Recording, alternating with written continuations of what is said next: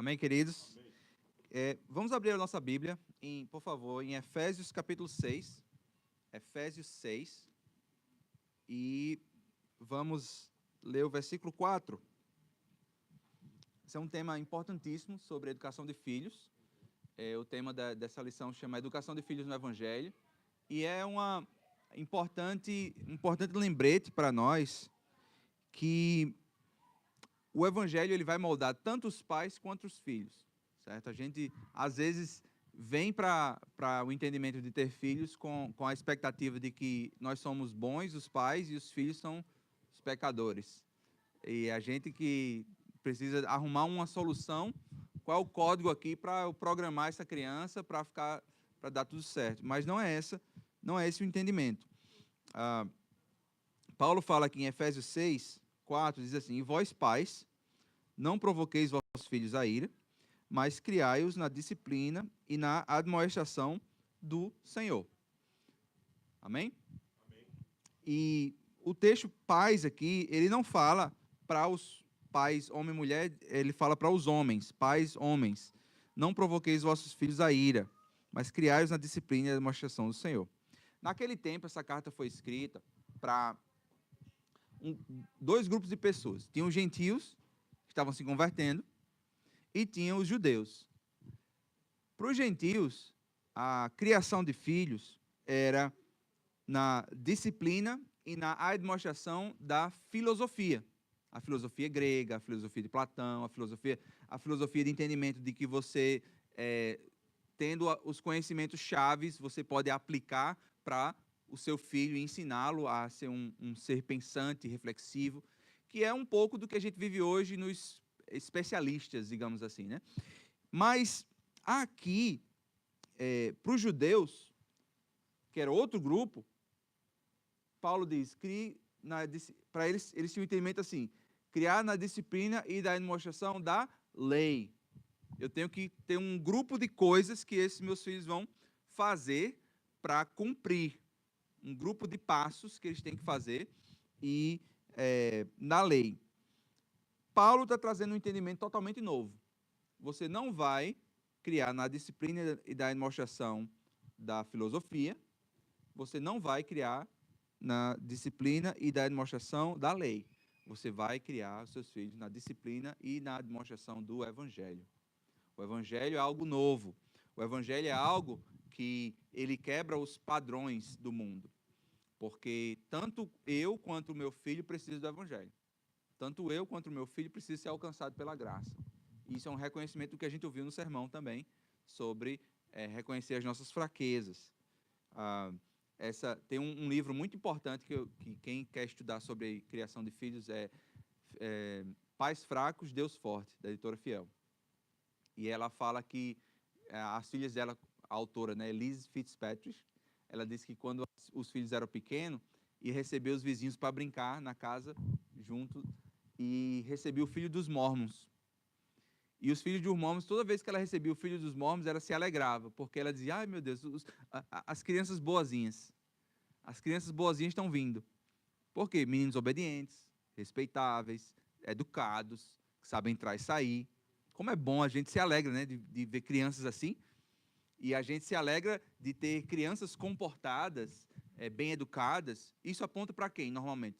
O nosso desejo de ter isso, nossos filhos. Aponta para os pais. Uau, como isso é interessante, né? Que privilégio é ser filho desses pais tão educados. Mas isso vai resolver o problema eterno dessas crianças? Não. Então, entender educação de filhos, o objetivo da educação de filhos cristã não é apontar para o comportamento. O objetivo da educação de filhos cristã é apontar para o Evangelho de Jesus.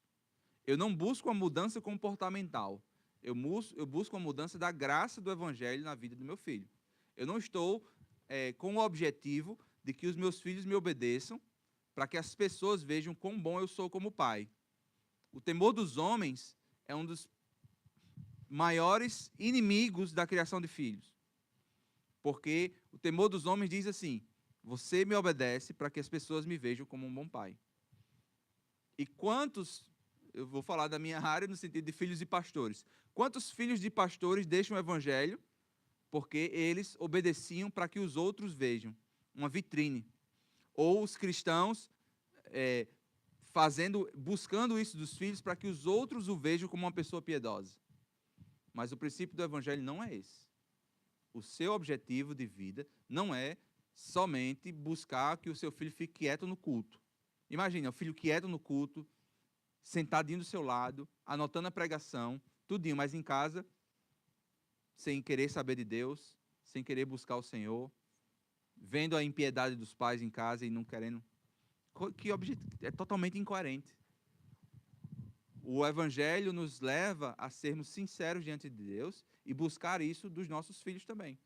Então, quando pais percebem isso e eles começam a caminhar à luz do evangelho, a cultura do evangelho nos lares, eles começam a ver o que é criar na disciplina e na demonstração do Senhor. Os pais, primeiro, têm essa mentalidade. Em casa, a disciplina e a demonstração do Senhor o evangelho vai moldar a minha família. Eu não vou ficar fazendo coisas para alcançar esse resultado perfeito dos meus filhos. Não vou esperar perfeição dos meus filhos. Eu vou esperar a graça de Deus e clamar ao Senhor da graça, orar as promessas deles, do evangelho na vida dele. E olha só, sem querer falar mal dos nossos irmãos que têm outras doutrinas, outras denominações, na teologia da aliança, que a maioria dos presbiterianos, né, eles seguem a teologia da aliança, nós batizamos os nossos filhos, o incluímos à família da aliança, a gente vive nesse ambiente de fé o tempo todo, porque a gente inclui os nossos filhos e diz: Senhor, cumpre o que o Senhor prometeu na vida dele. Senhor, faz a tua vontade na vida dele. E a gente lê a gente fala como Pedro, né? Que a promessa é para vós e para os vossos filhos. Senhor, vem. É um clamor piedoso constante dos pais que trazem os seus filhos para a família da aliança. Mas nós não queremos, queridos, dizer assim, 5 passos para o seu filho ser mais obediente, para mudar e transformar Não é sobre isso. É sobre dar o evangelho. Porque se o evangelho não muda a vida das pessoas, vamos fechar isso aqui agora. Não faz sentido nenhum a gente continuar. Se não for o evangelho, com a graça de Deus, acabou. Então a gente tem que tirar o trono das nossas vidas, de querer a reputação de pais, para mostrar aos outros que nós somos bons pais, e ter a reputação do evangelho. Apesar das minhas falhas, o Senhor alcançou a minha vida. Apesar das minhas falhas, o Senhor alcançou o meu filho. Então, o que é que faz uma educação de filho ser cristã de verdade? Não é o comportamento bonzinho do seu filho. Não é porque o seu filho não fala palavrão que ele é alcançado pela graça. Não é porque o seu filho vem para o culto todo domingo que ele é alcançado pela graça. Ele tem que parar de querer buscar somente ações externas. A gente tem que buscar a graça do evangelho nas nossas vidas e na vida deles.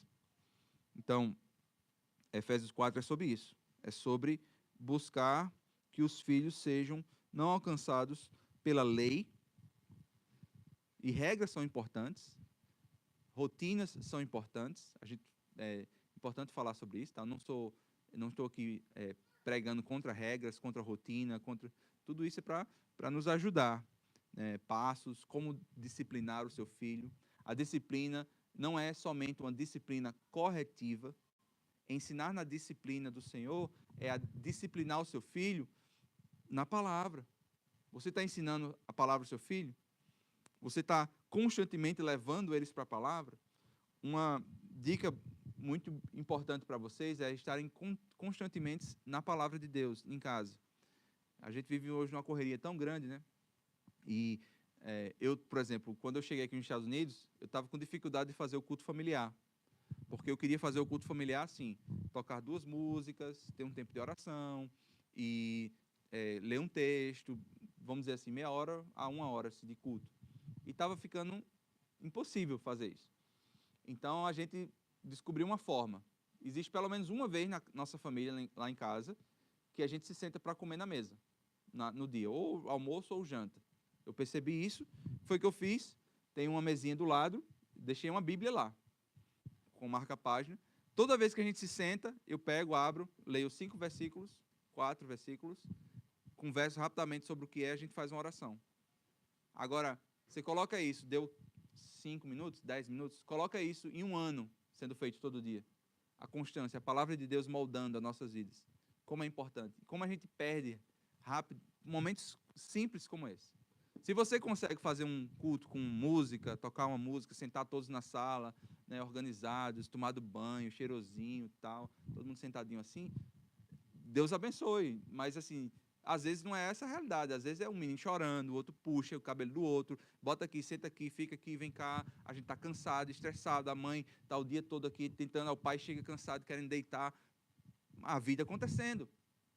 A graça de Deus nos puxando para buscar o Senhor em famílias. E quando a gente vê os filhos brigando, né, nas criação de filhos, às vezes a gente quer trazer soluções de forma não para resolver o conflito, mas para resolver a nossa consciência e para resolver o estresse. Tem a história dos filhos brigando por causa de um caminhãozinho, né? E um puxa o cabelo do outro. E o caminhãozinho é meu, eu peguei primeiro, eu vi primeiro, não sei o quê, mas não é seu, né? Eu sei que não acontece na casa de vocês, só na minha isso, né? E aí, olha as possibilidades de solução. Um pai chega assim e fala, estou cansado disso aí. Agora, por causa dessa briga, vocês perderam o privilégio de brincar com o brinquedo. Aí tira. Eu estou muito tranquilo aqui porque eu não conheço como é a vida de vocês, tá? Então, não estou sortando farpas para ninguém, mas eu estou falando como é que é um pensamento. Tira, perderam o privilégio. Resolveu para quem o problema? Para o pai, para a mãe. Porque agora... Ou também para o filho que um estava com um brinquedo, o outro não conseguia pegar, aí se o pai tira o brinquedo, o que não tinha vai dizer, pelo menos ele não tem também. Né? A mentalidade, se eu não tenho, você não tem também. E aí tem uma falsa paz no momento. Ou a solução do quem estava primeiro. Quem é que estava com ele primeiro?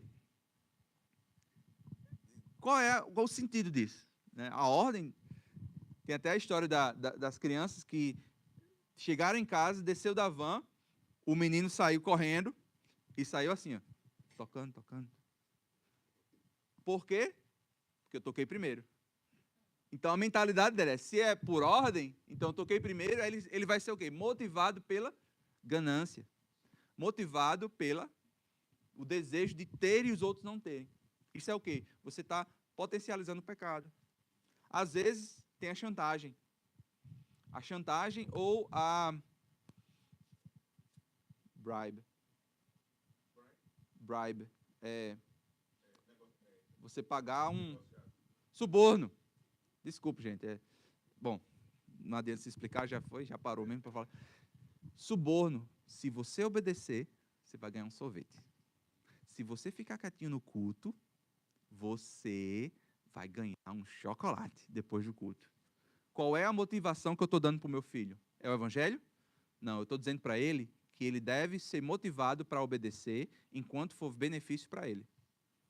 Enquanto for benefício para ele tem sentido obedecer.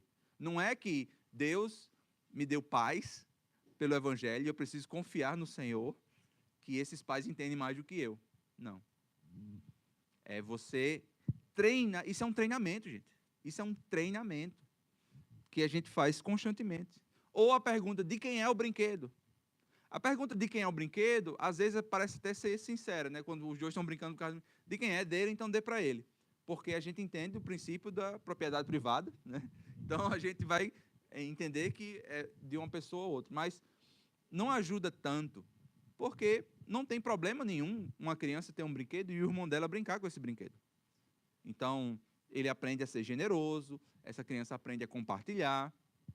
Então, não é a resposta.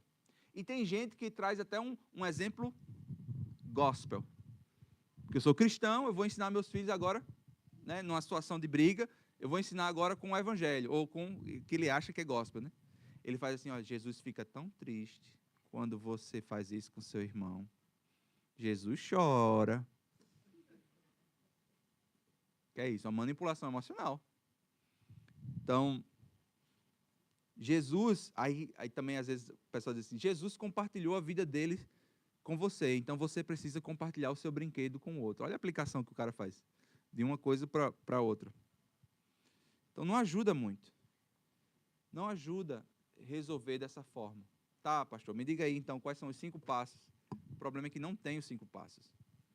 O evangelho, ele alcança nossas vidas, cada um individualmente, de uma forma separada. Então, com aquela história que eu falei na pregação da minha filha, dos 3 anos, tal, que ela falou, naquela hora funcionou. Mas tem horas que não adianta conversar. Receba a correção, vou orar por você e vou lhe ajudar a crescer no evangelho. Então, como é que a gente deve corrigir os filhos? Tem a correção, existe a correção punitiva, a disciplina corretiva, e existe a disciplina constante e diária. A disciplina constante e diária é sempre lembrança para o evangelho para os nossos filhos. Só que vai ter um momento que eles vão errar. E a gente precisa ser firme e constante nisso. Então a gente leva, nosso objetivo, a disciplina do Senhor, a disciplina física, que a gente fala, né? A Bíblia fala em Provérbios que se você esconde a vara do seu filho, você está lançando a alma dele para o inferno. Agora, ao mesmo tempo que a Bíblia fala disso, a Bíblia não fala que a gente deve espancar os nossos filhos. A Bíblia nunca é a favor da violência. Às vezes, pais usam da disciplina corretiva com o objetivo de despejar na criança, que ela é mais fraca que você, um adulto, despejando a sua raiva, a sua violência e querendo uma descarga emocional numa criança indefesa. Se você está irado, meu irmão, não discipline o seu filho. Se você estiver com descontrole emocional, não faça, porque você está em pecado. A criança precisa ser protegida. A criança não é para ser espancada nem violentada. Então, tem momentos que, no casal, vocês precisam ter essa linguagem de um olhar para o outro e dizer assim, eu chego para minha esposa e falo assim, meu amor, eu não estou apto para corrigir o meu filho agora. E ela entrar na história. Ou ela, da mesma forma, eu não estou bem. Ou se não, dizer assim, meu filho, sente aqui um pouco que papai vai orar. Eu vou para o banheiro sozinho, dizer, Senhor, tenha graça na minha vida. Entende? A gente não quer maltratar nem traumatizar as crianças. Não é esse o objetivo. A disciplina em Hebreus fala que Deus nos disciplina a quem ama. É um ato de amor. E tem muita gente que ama a si mesmo e fica tentando moldar a Bíblia, dizendo assim, não, mas os dias de hoje está diferente. A gente não deve fazer isso. Mas muitas vezes é motivado porque não quer disciplinar fisicamente os filhos, porque se ama tanto que não quer ver o filho sofrer momentaneamente. Porque é um sofrimento. A criança vai sentir, né, de certa forma. A palmadinha, né, um chinelinho. E é o conselho também que não use a mão para corrigir o filho. Deus deu um lugar bem fofinho para ser corrigido, o bumbum. É um chinelinho, uma varinha, para ele ter esse tempo de sentir. Quanto menor a criança, mais ela é necessário disciplinar. Quando ela mais cresce, mais ela vai entendendo a voz do pai e não vai ser necessário a correção física. Tudo isso é importante, gente. Tudo isso é importante para a criança entender que a voz dos pais vai ser abençoadora para a vida dela. Então, quando a gente vai aplicando esses princípios de disciplina, de correção no Evangelho, não é corrigir o filho porque ele fez uma coisa que é minha preferência, ou por uma criancice. Vamos dizer, tem as crianças aqui brincando, correndo, ele vai e derruba aquele baixo. Certo? Uma criancice, ele correu, bateu. Agora, se antes de correr o pai diz, filho, papai quer que você não corra aqui, porque tem vários instrumentos, e a gente não quer que você derrube nada e quebre. Aí ele vai lá, corre e derruba. Aí é diferente, porque ele desobedeceu uma instrução clara dos pais. Mas a criança correu, quebrou um vaso. Ah, o vaso da minha sogra, que minha sogra me deu, coisa mais linda do mundo. Mas ele é uma criancice, gente. Isso aí não tem problema, filho, vem cá. Quebrou um copo em casa, tem pai que parece que vai acabar o mundo porque quebrou um copo. Gente, por favor, quem é criança aprendendo a... Mas se você disse, olha, pega o copo de plástico, não pegue esse copo, aí é diferente. Você deu uma orientação clara para o seu filho. Mas criança faz criancice. E o que a gente corrige é o quê? Pecado. Corrige quando ele fere claramente as instruções e leis de Deus. Como é que se corrige, pastor? Uma instrução, uma sugestão que eu dou, correção, ela é no secreto. E se tem um casal em casa, a minha correção é, se ele desobedeceu, o jeito que a gente faz, né? Quem disciplina, acolhe. Então, vai lá, está com a mãe leva para o banheiro, para um quarto. Não é para envergonhar a criança. E aí, dependendo da idade da criança, A gente ou vai dizer para ele qual foi o pecado, vamos dizer, uma criança de 2 anos. Filho, papai falou para você não fazer o quê? Aí tentar que ele complete a frase, para ele entender que isso aqui é um pecado. Isso aqui é um pecado. Então, uma criança de 4 anos, ela já consegue argumentar. E isso aqui, mentira, é o quê? É pecado diante do Senhor, quebrou o mandamento. Por isso, você vai ser corrigido 2 vezes. Por isso, você vai ser corrigido 3 vezes. Eu gosto de dizer quantas vezes ele vai levar, para que isso seja um controle para mim também. Em que sentido? Eu não estou despejando a minha ira nele. Eu estou com autogoverno, dizendo que vai ser 3 vezes, vai ser 2 vezes, de acordo com a punição, a gravidade da coisa também. Às vezes, é um pecado que ele precisa ser punido, né? Existem níveis de pecados, digamos assim, né? E a gente vai demonstrando a nossa autogoverno, vai dizer, você vai ser corrigido 2 vezes. Aí, quando ele sente a palmadinha ou a chinelinha lá, a gente traz e acolhe. O pai que corrige ou a mãe que corrige é o pai que acolhe. Acolhe. E aí, com os meus filhos, eu faço meio que umas palavras de repetição, para que eles sejam lembrados, né? Eu faço assim, meu filho, por que papai disciplina? Eles têm que responder, porque papai ama. Porque papai ama. Aí, ele não responde às vezes, filho, por que papai disciplina? Porque papai ama. Aí ele responde, porque papai ama. Eu disse, papai ama tanto, que não quer ver que o pecado tome lugar no seu coração, e você se torna uma criança mentirosa, uma criança que rouba. Então, papai ama tanto que quer ver isso, o evangelho sendo alcançado na sua vida. E eu quero abençoar você. E aí, a parte-chave agora, acolhe a criança, espere ela se acalmar, e eu digo assim para ela, né? Isso que eu estou dando dicas aqui, gente, de coisas que a gente faz que pode ser útil para vocês. A Bíblia não dá esse espaço, mas pode ser útil. E eu digo assim, a gente só vai sair quando você estiver tudo bem. Porque quando sair por essa porta, você está perdoado.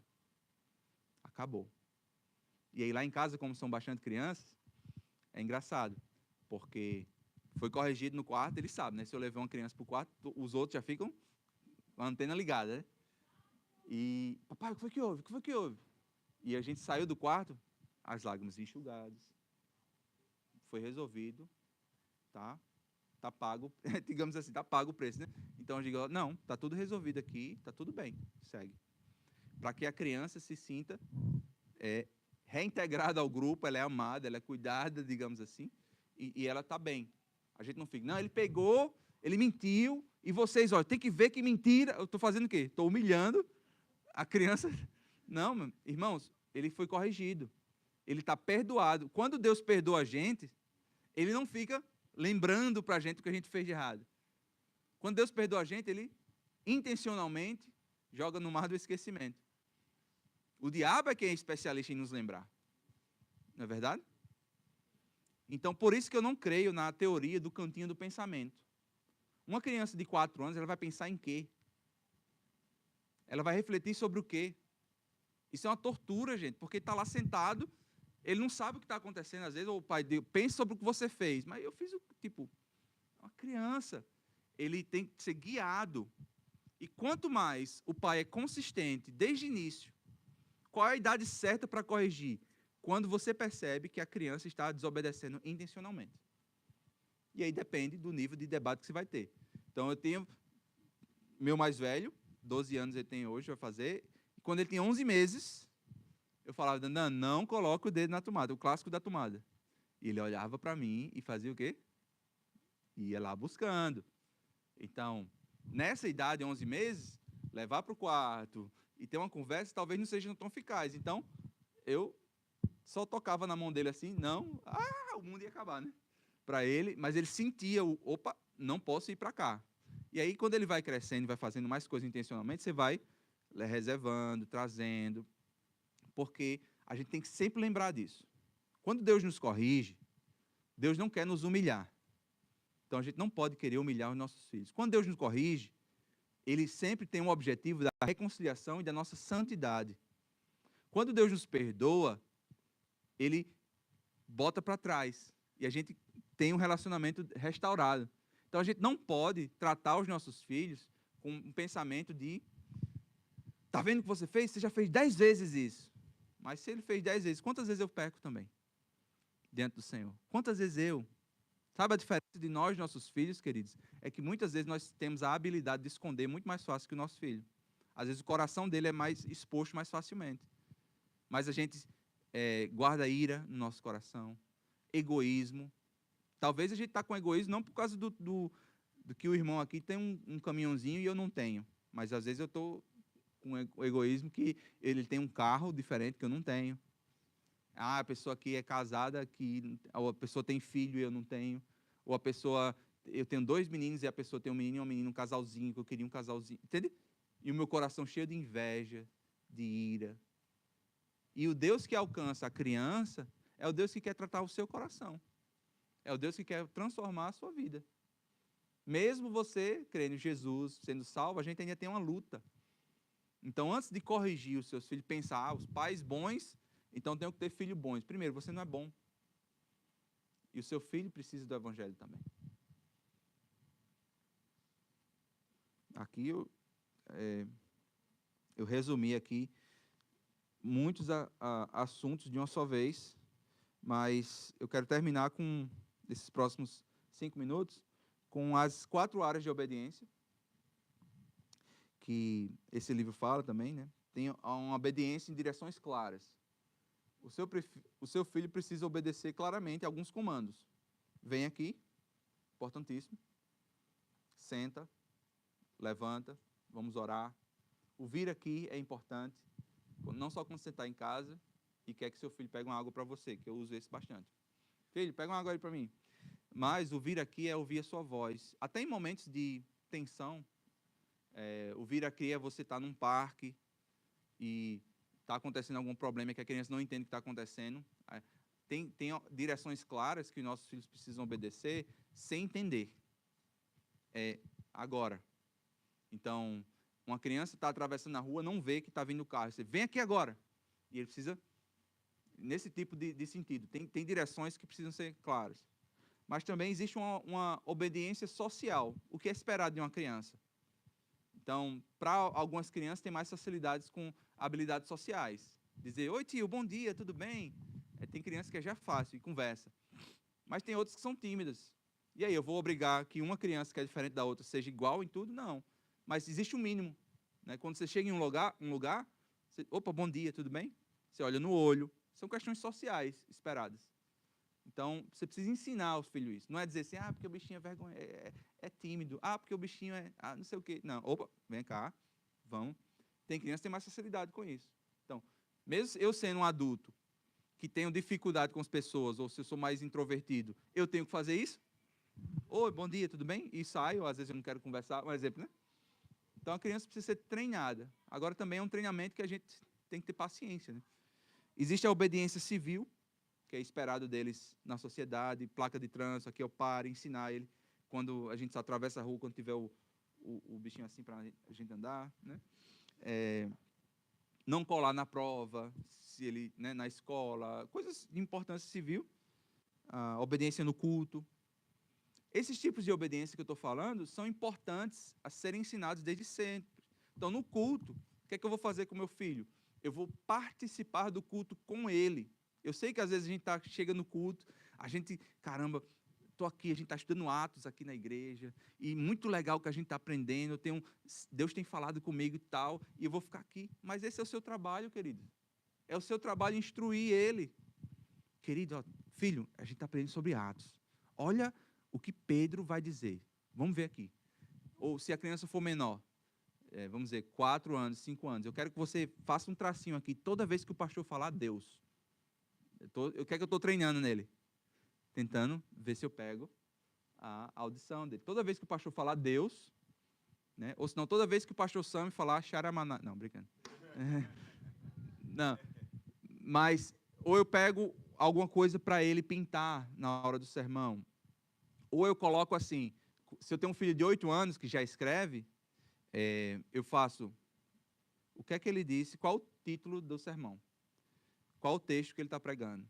E eu vou fazendo o quê? Do lado dele, esse texto mesmo? Tá. O que é que ele falou de aplicação? Pai, o que é aplicação? O que é que a gente vai fazer nas nossas vidas? E aí, você conhecendo o seu pastor, né, você numa igreja local, você vai saber se o pastor ele faz a aplicação no meio do sermão ou se ele faz a aplicação só no final. No meio do sermão, você já, aplicação, vamos anotar. Para o filho. O que é que você está fazendo, gente? Você está trazendo os ouvidos dele para ouvir o evangelho. E enquanto a gente ora, a gente faz o quê? Senhor, alcança o coração do meu filho. Vai ter momentos que fica muito legal. Porque eles começam a fazer umas perguntas assim muito difíceis, mas pastor, mas pai, por que Pedro escolheu ir preso se ele podia sair correndo? Começa a viajar assim, né? E você começa a ver o interesse das crianças pela palavra. Agora você precisa engajar com as crianças. Você precisa entender que o que ela está fazendo ali, ela é adorando a Deus junto. Então nós não temos uma filosofia de separar as crianças do culto ao Senhor. Elas cultuam junto com os pais. Então, criar no Evangelho não é buscar padrões comportamentais. Disciplinar no Evangelho não é punir, jogar nos nossos filhos as nossas frustrações emocionais, a nossa ira. É disciplinar no Evangelho, no Senhor. Entender que nós também somos disciplinados no Evangelho. O casal, ele nunca está separado. Não é o pai bonzão e a mãe chata. Ou o pai chato e a mãe legalzona. Porque a mãe deixa tudo e o pai é que fica corrigindo. Não. Os filhos precisam entender que o casal é um time. Isso é outra coisa. Obediências, pontos de obediência que é esperado dela, básico, mas isso não é o que vai trazer, não é a coisa mais importante em último lugar. E aí a gente vai caminhando para levar a uma família que ela é moldada pelo Evangelho. Em todo o tempo o Evangelho moldando as crianças. Eu acho que é isso, Sammy. A gente tem muita coisa para falar, mas eu tentei dar uma resumida em vários assuntos. Maravilha, maravilha, muito bom. Agradecendo mais uma vez o pastor Jorge. Fica aqui com a gente. Eu pedi para que ele resumisse a exposição. A gente vai voltar muito nessa fala de Jorge. Tem muita coisa prática legal que ele trouxe e nós vamos aprofundar depois nas próximas. Mas você tem a chance também de fazer sua pergunta, não é? Sua colocação, para que a gente possa, juntos com o Jorge aqui, a gente aproveitar esse tempo e dessa experiência que ele tem de 5 meninos em casa. Daniel 12, Maria 10, Pedro 8, Gabi 6, Amanda chegando nos 4. É uma escadinha mesmo. Né? E Rebeca pedindo mais menino. Pediu ou não pediu? Eu vi, eu testemunhei. Ó, Jorge, tão bonitinho, vamos ver pro sexto? Aí, Jorge, calma, coração. Rebeca é do time de ter muito menino. Gente, vamos lá então, vamos aproveitar aí. Alguém tem alguma pergunta, alguma colocação para o pastor Jorge dentro daquilo que foi colocado? O diácono Emerson está com o microfone para lhe atender. Enquanto vocês vão pensando, eu só queria colocar mais uma coisa aí, enquanto vocês vão pensando. Vocês perceberam que dentro da exposição de Jorge, a partir de Efésios capítulo 6, verso 1, criar o filho na disciplina e admoestação do Senhor, o óbvio às vezes tem que ser dito. Os pais precisam ser crentes, viu? E às vezes a gente tem um comportamento incrédulo, de ímpio dentro de casa. Aí a gente quer que esses meninos sejam crentes. Quem cria filhos crentes são pais crentes. É bom que a gente se lembre disso. Então, às vezes, a gente não ora, a gente não lê a Bíblia, a gente não tem tempo de reflexão e quer que os meninos tenham. E quer que eles tenham. E obriga que eles façam a leitura, obriga que eles orem, obriga que eles se comportem dentro de casa. Então, acho que a gente tem que dar um backstep, um passo atrás e refletir como é que está a minha vida cristã e espiritual diante de Deus. Porque senão, o Jorge pode falar de todas as técnicas, eu posso gastar vários domingos aqui mostrando dados, estatísticos, o que a gente tem que fazer, não sei o quê. Não vai resolver se você não se comporta como crente dentro de casa. Então, a gente precisa começar daqui, de analisar como é que estão as nossas vidas como pais e qual é o meu testemunho dentro desses meninos. Acho que o primeiro passo é esse, consertar a nossa relação com Deus, para depois a gente ir atrás de consertar a relação com esses meninos. Então, eu queria deixar essa reflexão dentro daquilo que Jorge estava dizendo, porque às vezes a gente esquece disso, a gente quer criar filhos para a glória de Deus, mas nem nós estamos vivendo para a glória de Deus. É complicado. Deixa o Renan. O Renan está pedindo a palavra ali, Emerson. Deixa eu ver. Segura aí. O meu, pastor, mais uma curiosidade, porque a gente tem 2 pequenos e você deu o exemplo dos 2 brigando pelo brinquedo. Na prática, qual a melhor? O que normalmente vocês fazem? Porque a gente às vezes faz isso. Todas as opções. Tira o brinquedo, deixa com o teu irmão que é dele, os 2 vão perder. Exato. A gente tenta resolver lendo a situação. Porque, às vezes, o brinquedo estava lá 6 semanas, ninguém nem toca. Mas aí, quando um pega, ele vira especial, né? Então, a gente tenta tratar a questão do coração dele. Por que você quer esse brinquedo agora? Dependendo da idade, a gente começa a conversar com eles. E tem momentos que a gente fala uma coisa provisória para apaziguar, digamos assim, olha, você pode brincar um pouco e compartilhar com seu irmão daqui a pouco. Às vezes o outro que está querendo muito, ele diz assim, eu espero um pouco, teste paciência nele, e no outro eu vou testar a compartilhar e tal. Dependendo da idade, quando é pequeno, a gente começa a entender isso. Só que eu uso essa situação para tratar questões de ganância e questões de inveja ou de desejo de o outro não ter. Porque se eu só faço isso, eu vou ficar só remediando uma situação. Então, por que você quis? Olha, Deus nos chama para isso, o Evangelho nos capacita para isso. Em Cristo nós temos a habilidade de compartilhar.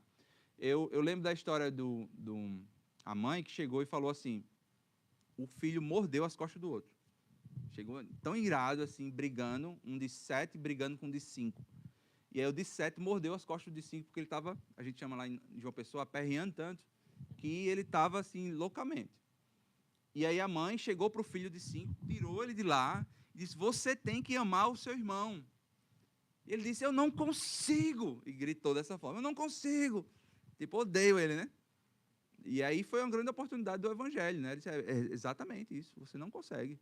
Sem Cristo, você não vai fazer isso. Então, é uma oportunidade de apresentar o Evangelho em situações como essa, né? A gente tenta trabalhar a importância do compartilhar e tudo, mas às vezes eu não quero compartilhar. Já percebe isso? Às vezes eu tô no avião, eu sento primeiro e eu fico orando, Senhor, que não vê ninguém aqui, que não vê ninguém, né? Porque eu queria ficar sozinho aqui com esticar minha... É uma coisa simples assim, mas assim, eu não quero compartilhar. Eu não, às vezes, então, é de você se colocar no lugar da criança e dizer assim, eu sei o que você está sentindo. Eu sei que é difícil, mas é Cristo que nos proporciona a habilidade para perdoar.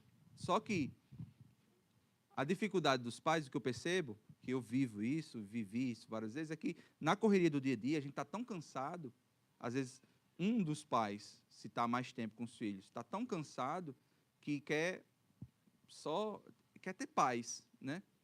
E a gente é chamado para ajudar os outros. Então, como é que é a melhor forma de você resolver isso? A gente precisa estar em constante ensino para os filhos, mas os pais precisam ser um time. Às vezes eu estou com 70% de bateria e minha esposa não é feia assim não. Minha esposa está com 30. Então eu vou lá e resolvo, né? E aí você soma com o outro. Opa, minha esposa. Entendeu? Mas assim, a gente vai o que eu aconselho é, você pode ficar um pouco com isso e compartilhar com seu irmão, não perguntando, mas você vai fazer isso, né? Mas é difícil nesse sentido, tenha paciência mas não é para você despejar a raiva nele ou somente tirar. É você, tipo assim, segura aqui, vamos dizer que é o caminhão. É mais fácil para mim, como pai, puxar dele. Mas o que eu quero fazer, dependendo da idade pequena, eu quero que ele dê. Eu quero que ele tenha o ato de entregar. É importante treinar nisso, para que ele consiga ser treinado e a habilidade de fazer isso. Só dar uma pincelada nessa questão que Jorge respondeu, concordo com tudo que ele disse. Mas assim, gente, eu tenho dito desde o primeiro ensino aqui sobre criação de filhos, guardem o princípio, mais do que o que fazer quando tem a briga do brinquedo. Porque se você guardar o princípio, você vai ler com o princípio o que está acontecendo na briga do brinquedo E você aplicando o princípio certo, você vai saber qual a decisão que vai tomar. Por exemplo, é o que George está dizendo, eu estou dizendo em outras palavras, mas tentando ser mais claro para você. O que George ensinou aqui? Tente criar no Evangelho. O Evangelho sempre é altruísta, pensar sempre no outro. Foi assim que Cristo fez, quando veio e morreu pelo outro. O Evangelho sempre é perdão. O Evangelho nunca é vingança. Certo? Guarda esses conceitos dentro da cabeça, porque na hora que um estiver brigando, não é, como o Jorge disse, não é simplesmente tomar o brinquedo ou dizer quem está com a razão daquela situação. Mas é muito mais do que isso. E a criança, Isso. a criança ela sabe. Exatamente. E aí e tem essa criança que está com brinquedo que ele precisa ser treinado e aprender a compartilhar. Ele precisa desse treinamento. Só que às vezes essa criança não precisa. É o outro que está querendo pegar que vê que compartilhar é um princípio. Então meu pai sabe que tem que compartilhar. Então eu vou pegar porque só para fazer raiva pro outro, entendeu? Exatamente. E aí você tem que trabalhar nesse de cá a paciência. Não. Isso. O brinquedo, ele vai brincar com o brinquedo dele agora. Isso. E você vai esperar. Porque eu entendo que aqui ele precisa ser, não é com a ganância dele. E o outro, se for outro caso, o outro precisa aprender. Aí você vai. Isso. Porque, infelizmente, a criança lê os pais e Exatamente. Ela vai mesmo na. O que Jorge estava complementando é justamente isso. É a aplicação prática desse evangelho. Então, entender assim, não tem receita de bolo. Pelo amor de Deus, não venha para cá para a escola da Bíblica, né? E dizer assim, não, o pastor agora vai dizer como é que eu faço quando o brinquedo está sendo quebrado. Ou quando um tá batendo no outro. Você tem que guardar qual é a motivação que está havendo essa briga. Quem foi que começou? Por que começou? Qual é o coração daqui que está mais exposto? Do mais novo ou do mais velho? Como é que eu faço agora para remediar esses corações à luz do Evangelho? O que é que um precisa ouvir e o que o outro precisa ouvir? Às vezes, a reclamação, né, Jorge? A gente faz padrão para os dois meninos. Não. Um tem que ouvir uma coisa e o outro tem que ouvir outra. Porque os dois expôs o coração de maneira diferente. Um é por ganância, né? Um é por egoísmo. O egoísmo, eu só quero só para mim. E outro é por birra, perturbação, que querer. Porque tem... Eu não era assim, não. Só você, Jorge. Eu não era assim, não. Eu gostava de ver meu irmão aperreado. Eu não vou mentir. Eu gostava. Minha mãe disse, você é muito chato, sabe? Teve um dia que minha mãe disse para mim, você é muito cabuloso. O bicho cabuloso. Porque eu gostava de tirar a paciência do outro. Eu não gostava do brinquedo. Eu não gostava da bola. O que eu gostava é ver o outro irritado. Então você tem que descobrir isso no menino, na criança. Qual é o cara que é assim? Ele não gosta de bola, ele não está nem aí pro brinquedo, ele não está querendo brinquedo não, rapaz. Ele não está nem aí para a bola, nem para o carrinho. Ele quer ver o outro perturbado. Então você tem que descobrir isso no coração dele. E aí o tratamento para esse é diferente. Para o outro é outro tipo de tratamento. O que vai mudar tudo isso? O que vai nortear tudo isso? O Evangelho. E enquanto você faz isso, o mais importante é você também analisar o seu coração. Exatamente. Porque o nosso coração, o temor dos homens, é um ídolo. Porque eu quero que os meus filhos se comportem para que as pessoas vejam que eu sou um bom pai. Isso. Não porque... Então, eu olho para os dois e me vejo também um pecador. E aí, muitas vezes eu vou errar e eu vou ter que fazer o quê? O paizão, certo? Não, filho, perdão. Eu errei, eu gritei. Eu deixei a ira, que eu ensino para você sobre não ficar irado. Eu deixei a ira. Quantas vezes? E aí quebra a gente assim de um jeito. Aí a gente pensa que, se eu fizer isso, o filho vai ficar... Eu vou ficar desmoralizado dentro. É o Evangelho. Você está dizendo uma mensagem clara. O Senhor dessa casa é Jesus Cristo, não sou eu. Amém. Diga lá, Jorge. Uma dúvida prática também. Nessa situação em que você precisa disciplinar a criança, é melhor que quem foi, como é que eu vou falar? Insultado que discipline, ou nesse momento de calor do momento, é melhor que o outro cônjuge faça isso? Normalmente, o que eu mais ensino assim, é o seguinte, porque o pai trabalha fora, eu digo assim, quando o pai está em casa, a responsabilidade maior é dele. Porque o pai é o líder da família, que vai guiar, protege a esposa também. Se a esposa fica em casa o dia todo com o filho, é uma situação que traz isso aí. Mas se numa situação, o pai que viu vai lá e corrigir, se ele não está pecando, ele vai checar o coração dele e não vai trazer pecado, ele vai até o final. Porque o filho não é para perceber que, quando o papai fala é realmente sério, quando a mamãe... Não, né? E o meu mais velho, por exemplo, eu vou dando histórias que vocês vão lembrando. Histórias que faz a gente lembrar. Né? Uma vez, o meu mais velho estava com 10 anos, ele tem 12 agora. E ele falou de uma forma, e crescendo assim, maguinho, tamanho de nada, rapaz, e querendo falar alto com minha esposa. Aí eu trouxe ele para o quarto e disse, olha, falando sobre ele, sobre a parte de você honrar pai e mãe e tudo. Aí eu dei um parênteses, mas segunda coisa, você está falando com minha esposa. Você não fala com minha esposa assim. Mas minha mãe. Eu falei, não, mas é minha esposa. O que é que eu fiz? Ele está querendo estufar como um homem assim? Eu disse, tá, vamos ver aqui, doutor, né? Então, homem... Aí ele, opa, não posso também falar assim comigo. Então, o casal precisa estar com essa... O princípio mais a gente falou da questão do princípio, o princípio maior é a união do casal, porque os filhos vão embora. Isso. O casal é que fica. Isso. E o casal não tem essa de a mãezinha boa e o pai ruim, ou a mãe ruim e o pai bom. Às vezes tem a tendência do pecado do homem é a apatia. O homem deixa a mulher, senta no sofá e não sei o quê, e deixar a mulher sozinha. Aí a mulher sozinha fica o quê? Pressionada com peso que não é dela, de liderar a família, com peso que não é dela. E aí começa. Só que para os filhos a mensagem é: os dois são figuras de autoridades dadas por Deus. Então, se eu... Então, eu não respondi, né, a pergunta dizendo exatamente assim ou assado, mas eu aconselho que os pais homens, quando estão em casa, sejam eles mais para tirar um peso da esposa, que ela fique mais tranquila de saber que o homem está liderando a família nesse sentido. É bom que a família veja isso, mas os dois têm essa prática também em momentos... não ter essa história do quando seu pai chegar, ou quando sua mãe chegar. Não, os dois têm autoridade dada por Deus para corrigir. Isso é terrível. Esse era um princípio que eu ia enunciar também, de não dizer um que só tem correção. Agora, uma outra coisa, Jorge, e todos aqui, é defender a imagem do cônjuge perante os filhos. Isso é muito importante. Veja, às vezes, os meninos estão pecando nas nossas costas. Aconteceu uma vez que, acho que foi a Vitória, foi. A Mavi estava falando lá umas coisas sobre mim. A Kelly ouviu. Como é que você está falando? E quem é esse homem aí que você está falando? Quem é esse homem? Ela não percebeu que ela estava falando isso com a amiga. Mas a Kelly percebeu na hora. Quem é esse homem? Esse homem é o seu pai? O meu marido? Não. Não, senhor. Eu nem estava presente na cena. Então, isso também é muito importante. A gente preservar a imagem do cônjuge perante os filhos. É como o Jorge disse, eles vão embora e vai ficar vocês dois. Então, vocês têm que manter o casamento alinhado. O mais importante dentro de casa não é esses meninos.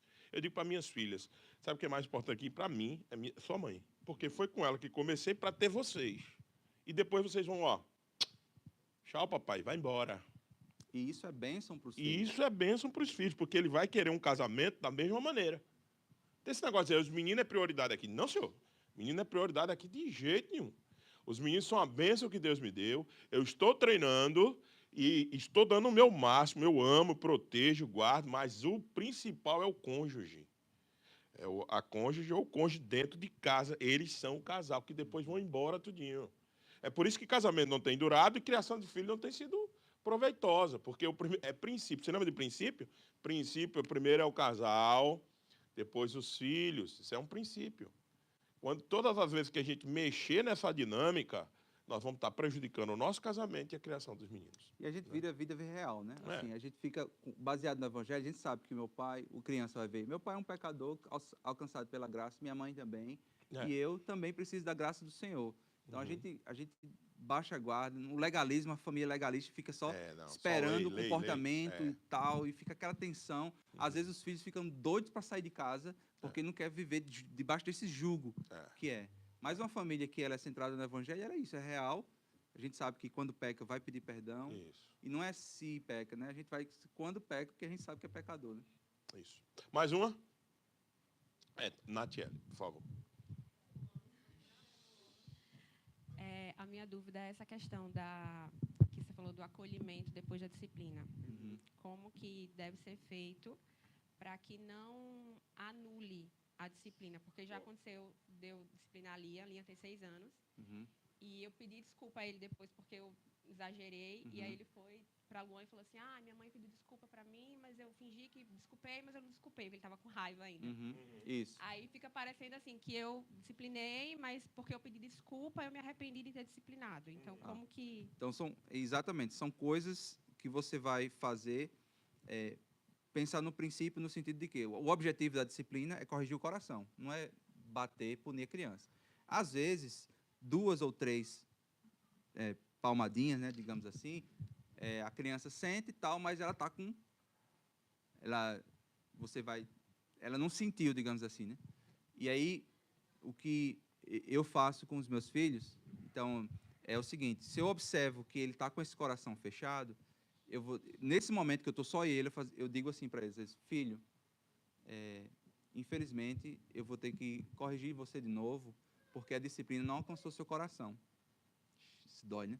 Aí, tem uma hora que a criança, você sabe, que ele quebra, ele se desmonta, assim, e chora e tal, mas tem hora que ela está travada, você diz, senta, ela diz, eu estou sentado, mas aqui dentro eu estou em pé. Sabe aquela... ou seja, mesmo corrigindo fisicamente, ele não mudou. Você fez os passos todos, digamos assim, saiu do quarto e a criança não foi alcançada. Então, ou ela precisa de mais tempo, dependendo da idade, se ela for mais velha, você consegue conversar sobre isso, né? Teve uma vez a minha filha de 10 anos, Maria, tinha 9, ano passado, e ela pecou com o irmão dela. Aí, um momento de conversar e corrigir, você precisa pedir perdão para seu irmão. Aí ela fez, pai, mas eu não tenho vontade, eu não consigo agora. Aí eu vou fazer o quê? Eu vou corrigir de novo? Ela está percebendo o pecado dela. Vamos orar para o Senhor fazer isso? Dar um tempo para você pedir perdão ao seu irmão? Às vezes eu preciso processar e tal. E aí eu cheguei 2 horas depois, chamei ela de novo. E aí, você consegue agora? Quer que eu vá com você? Ou seja, a disciplina ela é constante, mas eu estou observando a situação da criança. Não é só sobre punitiva. A disciplina é um caminho que você precisa entender. Mas se a criança, um exemplo, 3, 4 anos, ela travou assim e tal, filha, você vai ser corrigida mais uma vez, porque o seu coração não foi alcançado. E o meu objetivo em disciplinar você é que você se submeta a frase que a gente usa é dobrar a vontade da criança. Ela precisa ser dobrada. Ela precisa se submeter à voz dos pais para entender que é o melhor para ela. Se ela não obedece aos pais que ela vê, quanto mais a Deus que ela não vê. Entende? Então ela precisa ser treinada em dobrar a sua vontade ao pai. Não as preferências, o meu achismo, que é em relação ao pecado. Não é que você prefere que ela... a preferência é escolher suas batalhas, né? Por exemplo, Daniel, meu filho, não gostava, quando ele tinha 6 anos, de andar de sapato dentro de carro. E tirava o sapato toda vez. E eu, filho, bota o sapato e tal, aí volta, aí ia para o banheiro, corrigir isso aqui. É uma preferência dele. Eu comecei a perceber que isso é uma preferência dele. Eu vou me programar para chegar 2 minutinhos antes e ajudar ele a colocar o sapato. Tipo, escolha suas batalhas. Agora, se ele está um hábito pecaminoso, aí você tem que... Mas não é pecaminoso você tirar o sapato dentro do carro. É uma preferência sua. Você quer descer, todo mundo pronto, né? Você quer... Escolha suas batalhas. Criança, ela é uma pessoa, né? Ela está aprendendo a se desenvolver no mundo. Mas, voltando a esse assunto, às vezes, quando ela está dobrada, não é porque você confessou o seu pecado. É porque o pecado dela é duro. Então, confessar o nosso pecado é a nossa parte, que a gente tem que fazer. Mas dobrar a criança é perceber isso também. E era isso que eu só destacar, para ajudar nesse caso aí, Nath. Não desconfie do poder do que você fez. É muito poderoso quando um pai pede perdão ao filho. É poderosíssimo. Lia jamais vai esquecer na vida dele que um dia a mãe dele pediu perdão para ele. Isso é muito poderoso. Eu digo porque as meninas lá em casa, eu fiz isso algumas vezes, Kelly também fez menos do que eu, é o coração dela, né? Tem que tratar o coração de Kelly, né? Ela é mais pecadora. Mas os pais não disciplinaram. Os pais não disciplinaram ela. Não, mas eu me lembro de ter mais facilidade com isso. Kelly, sangue mais nordestino, mais difícil. Mas eu me lembro de uma vez que eu fiz isso e a Vitória não, foi a Sofia, saiu para chorar. Saiu para chorar. Eu fiquei sem entender a coisa. Eu digo, poxa, eu que estou pedindo perdão, porque pelo que eu fiz, ela sai para chorar. Eu não entendi. Aí fui atrás dela. Deu um tempo, né, para ela se recompor. Disse, que foi, pai? Ela disse, porque eu nunca esperava que o senhor me pedisse perdão um dia. sempre a perspectiva do filho, ele está olhando daqui, né? Então ele sempre acha o seguinte: meu pai é intocável, meu pai é o meu herói, meu pai é, né, o super-herói da gente e tal. E dali para cá, eu percebi que ao invés de afastá-la, ela foi aproximar e grudar. Disse, ele é que nem eu, ele preciso da mesma coisa. Esse é o grande problema com adolescentes, filhos de crentes. Viverem legalismo o tempo todo na infância. Aí, quando eles se tornam adolescentes, eles percebem que o pai está vivendo uma farsa, ou é um pecador, ou não é, e não confessa. Ele diz, por que eu vou... Ele quer que eu faça isso, mas ele não vive. Isso. Agora, quando a criança cresce, vendo o pai pedindo perdão, eu posso ser eu mesmo, eu posso entender que eu falho e tal. Né? Não preciso fazer uma capa. Exatamente. Diga, Emerson. Em casa, né? Isso acontece na minha casa só. Não, só. E tem algumas vezes, né? Por ser pessoas diferentes, eu e minha esposa são. Então, assim, as crianças às vezes enxergam, ele é o legal e ela é a chata, né? E isso acaba atrapalhando o nosso relacionamento, porque as crianças enxergam dessa forma, né? Até pela forma de tratar, a forma de lidar com as situações e tal. E aí acaba tendo uma discussão entre nós. Porque sempre você é o legal e eu sou a chata. Ou você é o chato e só eu sou legal. Nessa situação, como a criança enxerga, né? Como que nós, como casal, a gente pode resolver isso para que não saia um sentindo culpado por ser a pessoa que sempre é o não, e o outro, não questão de ser só sim e não, mas de saber lidar com a situação. Porque às vezes eu falo um não, mas um não diferente, e às vezes a outra pessoa fala um não, mas um não um pouco mais intenso. Como nós, como casal, consegue lidar com isso, e tem algo a se fazer para que a criança não enxergue isso, que meu pai é o chatão e minha mãe é o legal, ou vice-versa? A gente consegue ter esse balanço? Sim, e a primeira observação é do casal no sentido de o que é que eu faço que traz essa percepção para as crianças. Porque não é só uma percepção dele. Tem alguma coisa que o marido faz que se torna o bonzão e a esposa faz que não é. E pode ser um reflexo da personalidade? Pode. Pode ser que um é mais grudento, fique dando beijo, não sei o quê, e o outro não. Como é que vamos dizer que a esposa é mais assim, mais acolhedora e tal, e o pai é mais... Então, os dois precisam entrar num acordo de que o pai vai precisar porque se essa forma que ele se sente amado e tudo mais, é importante para um sair da sua zona de conforto e ajudar o outro. E o que é o legalzão precisa também ter a liderança em momentos que você sabe que é desafiador, que você sabe que sua esposa vai dar um não, e você se antecipa. E você diz, não é. Mas por quê? Porque a gente está protegendo o outro. Então, e mostrando para eles que aqui é mais importante do que aqui. Então, o relacionamento do casal, eu tenho que proteger mais. Por quê? Porque isso é bom para eles. Se ele vê favoritismo, ele vai mesmo, né? O exemplo da minha casa com comida. A minha esposa gosta mais de ser, tipo assim, eles só podem lanchar de tarde se comer uma fruta. Eu não cresci com isso. E para mim isso é mais o que é que eu comecei a fazer. Já comeu sua fruta? É importante demais. Eu não importa, tipo, para mim isso não é nada. Mas eu sei que para minha esposa é. E porque eu a amo e eu quero passar essa mensagem para meus filhos. Então, às vezes, é coisas que para mim não é um princípio, né, um princípio regulador, não é, mas assim, eu vou fazer isso porque eu sei que isso aqui vai fazer com que a gente fale a mesma linguagem, porque os filhos sabem. E aí, o que é que estava acontecendo? Pai, eu posso comer um biscoito? Não quero comer fruta hoje, não. Ele vem para o pai, porque sabe que é com o pai que tenha essa resposta.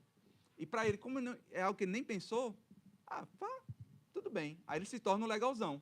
Uma coisa que é importante para sua esposa, que para você não é, aí fica aqui um contra o outro e a criança só reinando. Porque a criança é mala. Então, é esse princípio da gente entender que se é importante para minha esposa, é importante para mim. Mesmo que eu realmente, assim, não tenha nenhum problema com isso, tal. Minha esposa, com meu sogro é flamenguista, eu sou São Paulino. Dois sofredores. Aí meu sogro chega com a camisa do Flamengo. Eu fico, que é isso? Isso aqui é pano de chão, que não sei o quê. Minha esposa, para ela não se importava. Eu disse, não, isso aqui é São Paulino. Aí ela faz, às vezes, para mim, né? Aí no privado ela fez, besteira, meu Deus. Mas Para os meninos, ela está lá.